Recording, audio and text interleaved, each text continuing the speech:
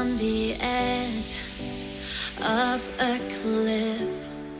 Realize there must be more to life than this. Reaching for the stars, traveling so far, like a dragonfly. Just grab my hand from him, send with me tonight. My channel is about all things chronic illness, so don't forget to like, comment, and subscribe. Hey guys, happy Wednesday. So welcome back to the channel. If you're new, my name is Cheryl, or aka Smiles Behind Lupus. So today's trying to get my life together. We've been gone since this morning, me and my husband, and we recorded on the family channel. So now I'm heading to do some self-care for myself, which is very important. I'm getting my eyebrows done. So yeah, this video has been a requested, highly requested, and I get so many questions on Instagram regarding Benlysta, and like, since I've been on the infusion twice, and now I'm on the auto injector. So a lot of people wanted to know, like, newcomers, like what to expect from Benlysta infusion, which you guys can go back and watch some of my older videos on how, like, I would prep for my infusion. But today I just kind of want to kind of just go over, I can say, the difference between the two. So the infusion, the drawback to that, you have to do your loader dose, which is for the first 3 doses every 2 weeks, and then you go every 4 weeks after that. I had a lot more issues with the infusion than I do the injection. With the infusion, number one, it was a lot time consuming. Like, it literally would take me from anywhere from 2 to 3 hours to have my infusion, and that the reason mine was longer than some people is because I had to get pre-medicated with Benadryl, Zofran, Solumedrol, and I was getting fluids also. So mine took a lot longer. I had to have a driver because of the Benadryl, because it wipes you completely out. So that was like it was a day in itself. After I would get the treatments, I was experiencing the last go around, like, lots of like fluid retention and shortness of breath. But it turned out, I think it was fluid overload, because they would force the fluids that I would get to try to equal the same finishing time of the infusion, and my body just could not handle that. I think the two together, you both still get fatigue. But one thing I've noticed is I do my injection on Sunday nights, and I still pre-medicate. I can't do Phenergan anymore because it interferes with Plaquenil. But I've noticed, like, my Mondays, normally 9 times out of 10, I'm down, like, in the bed, super fatigued. Headache, still get those. I got headaches with the infusion. The only thing I feel is different, I don't like sticking myself every week, granted, but I don't get the lag effect that I got when I'm on the infusion. So what I noticed, once the Benlysta, like, actually got into your system, or my system, I would have, like, almost the whole week, when I would get my infusion, that I literally just felt horrible. And then slowly you start to feel like, okay, I'm may have a little energy, my joint pain isn't as bad. But then when it's time for your 3rd week, you go through I went through, I shouldn't say you go through because everyone is different. I would go through horrible flares the week before my Benlysta was due.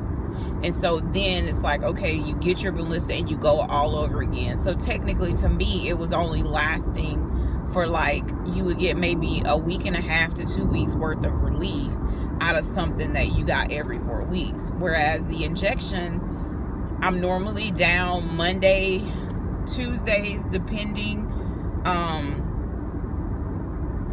But by like, today's Wednesday, so by Wednesday I feel back to like, you know, that I can get out and try to run errands or do whatever I have to do without feeling the, you know, extreme fatigue and the feeling sick, and the headaches like start to subside. So I think that part is great. You don't get the lag effect with the injection, but I would prefer the infusion for this only because I would get it once a month. But hands down, it would have to be the injection. Is way better than dealing with the infusion and everything that you have to go through. Cost wise, the injection is so much cheaper for me. When I was doing my infusion, Benlysta literally is, I have Medicare, don't have a secondary, so I was responsible for 20% of what they billed or you're allowable for Medicare. So they literally were billing Medicare $17,000 to $20,000 for me to get this injection. So you can do the math to know you're having to do loader doses and go once a month. That's a lot of money. Even if Medicare will decide that they're only going to give $2,000 towards that, there's still a lot of money that you're having to be responsible for. So cost effective wise, for me, the injection is way cheaper. I get a month's supply for like $8 and I think 50 cents, if I'm not mistaken. So way cheaper. I don't understand why that, like, why is there such a big difference from that? Like, it's overkill and it's ridiculous that insurance companies get away with that. So hands down, I will do the injection. Of course, I don't like it sticking myself, but I find that my stomach doesn't hurt as bad as my leg, and it just feels like a sting. You know, I just hate when people don't pay attention. Can you get over, lady? Sorry, guys.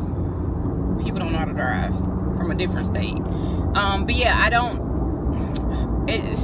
know. I guess because it might be like a little bit more cushion on my stomach, but it doesn't sting as bad as my leg. And it is no rhyme or reason. Like, I make sure I let it sit out for 30 minutes and I make sure the alcohol is dry. I think it just depends on what my body's going through at the time to how sensitive it is when I do the injection. But the stinging only lasts for a couple seconds after you're done, or during and after you're done. So I just suck it up and just deal with it. But yeah, that's the only drawback. And just, I will be traveling next week, so I'll get to experience like how it is for me having to travel with using my injection, because I do Sundays are better for me because we normally do track stuff Saturdays and Sundays. So I do mine at like 10:30 at night, between 9:30 and 10:30, depending on how I'm feeling.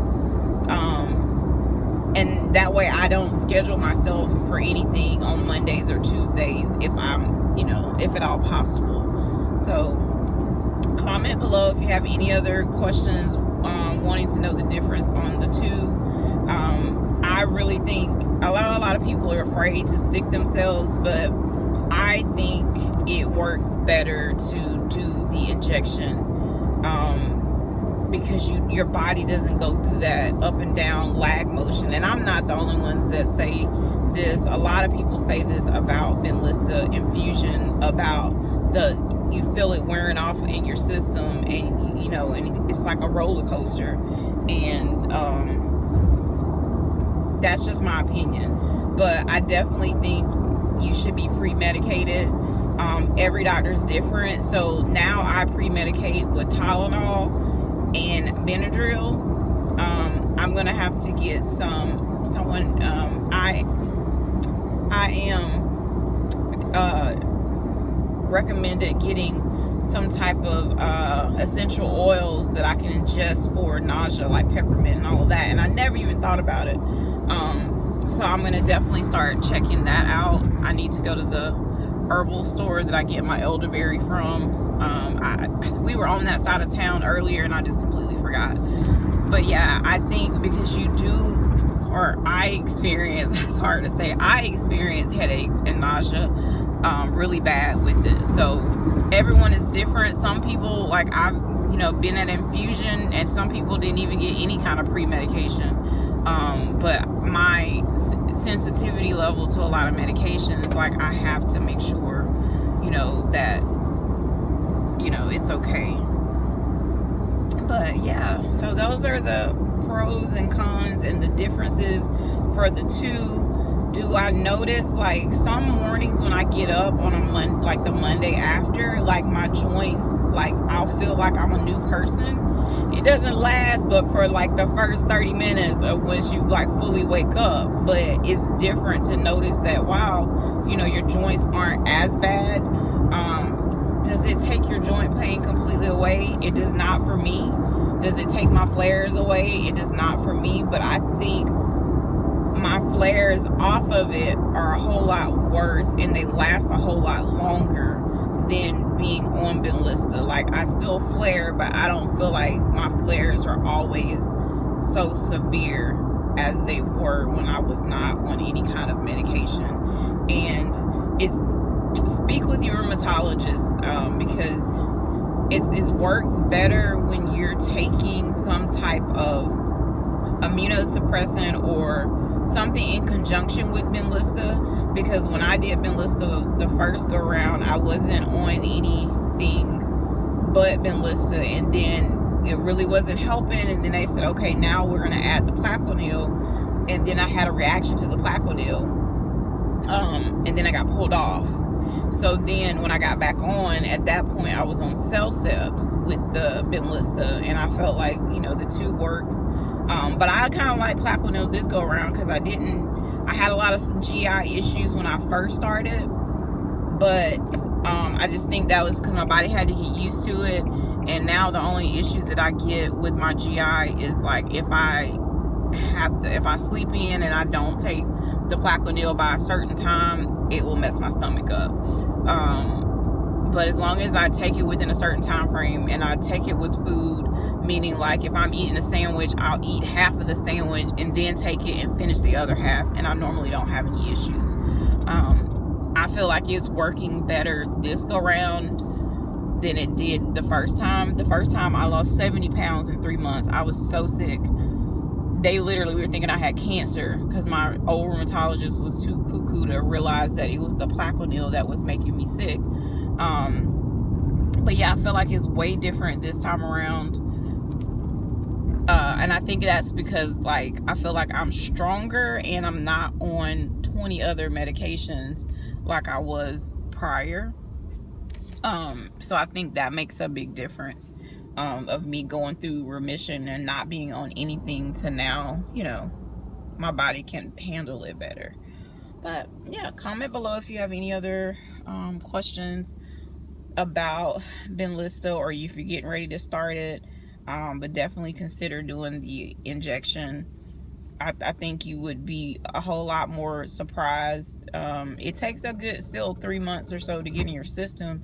Everyone's different, but I immediately noticed differences in how I was feeling. So yeah, everybody's different. But yeah, thank you guys for watching and your support, and make sure you go check out my blog. I'm gonna have a blog post on this as well, so you can always reference back to the video or to the blog, and I'll try to include some like frequently asked questions that you should ask your physician or rheumatologist before starting this, to see if it's something that is beneficial for you. And I think if you are having lots of flares and lots of issues. And as an African American, unfortunately, the data doesn't really state that it works for African Americans, because they really weren't part of the trial, or if it was so few.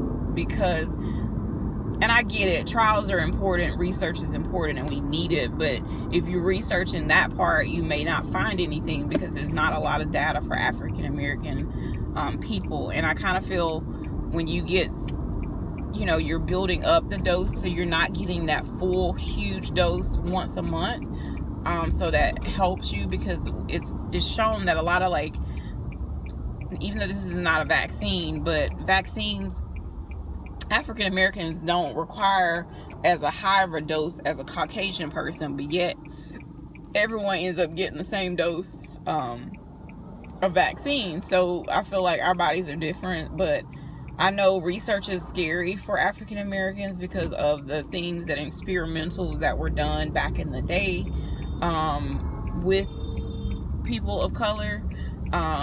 So I think that's the leeriness for us to participate in trial studies of new medications. And I know we need to, but it's gonna take a minute, because I mean, to, you know, get comfortable to do that. But yeah, just comment below if you got any suggestions or something you may do differently with your injection that helps you, you know, be better. But I honestly feel like I could still get up on a Monday and do something if I had to do it, you know, but I would just be really dragging to do it, if that makes sense. So, yeah, I'll come back on the next video.